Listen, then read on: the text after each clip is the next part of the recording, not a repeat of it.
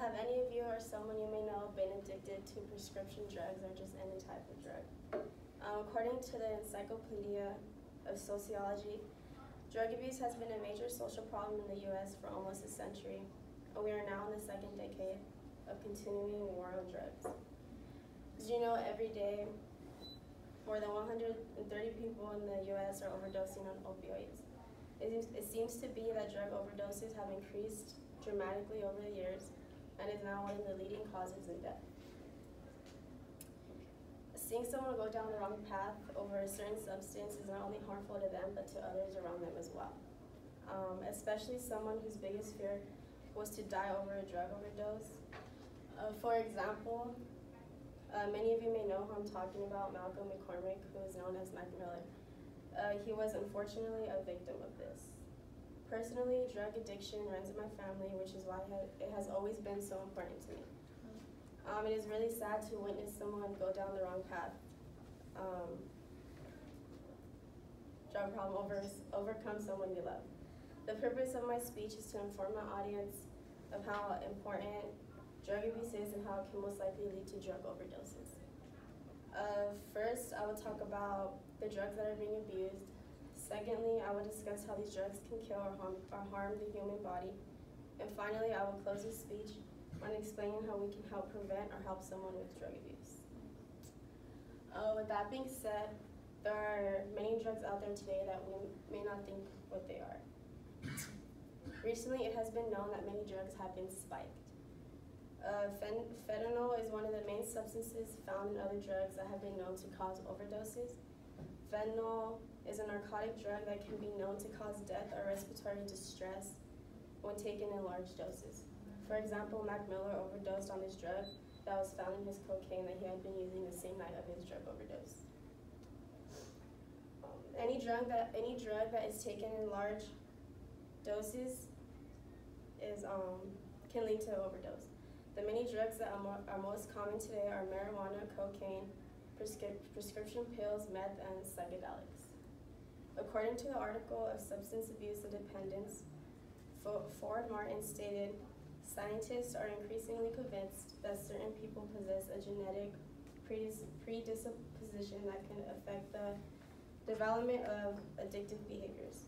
One theory holds that a particular nerve pathway in the brain holds certain chemical characteristics which can increase the likelihood that substance use will ultimately lead to a substance addiction." Many people say that they'll just try the drug once, but once can lead to several times. And those several times can lead to addiction or can even be a gateway drug. Now that I have discussed the types of drug being abused, I will secondly explain how drugs can make a huge impact on someone, whether it is a positive or a negative.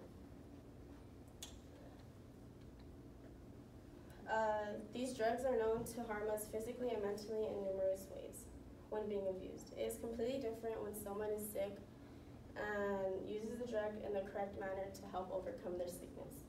That is the only positive outcome. Our bodies are known to adapt to substances once they have been used. The more our bodies intake the drug, the more our tolerance goes higher. Once our bodies start to depend on the drug, this can lead to relapse. Martin stated, "When a drug is stopped abruptly, the person's body will respond by overreacting to the substance absence. Function slowed, but the abused substance will be suddenly speeded up, while previously stimulated functions will be suddenly slowed. This results in very unpleasant effects known as withdrawal symptoms." Relapses are a terrible thing to witness. Many people get severely sick and go crazy or even hospitalized. Now that I have discussed the effects of these drugs, I will explain how these effects can be prevented. Drug abuse and drug addiction can be resolved in numerous ways. I strongly believe that someone must want to change themselves. There's only so much a family member or a friend can do to help someone, but because at the end of the day, that individual has to want it. Mentally and physically seeking for help themselves. For example, rehab is a perfect way to start. Not so many people believe in rehab, but I think it depends on the person themselves. Some people need to be more disciplined than others, and many people take these drugs as an escape from their lives.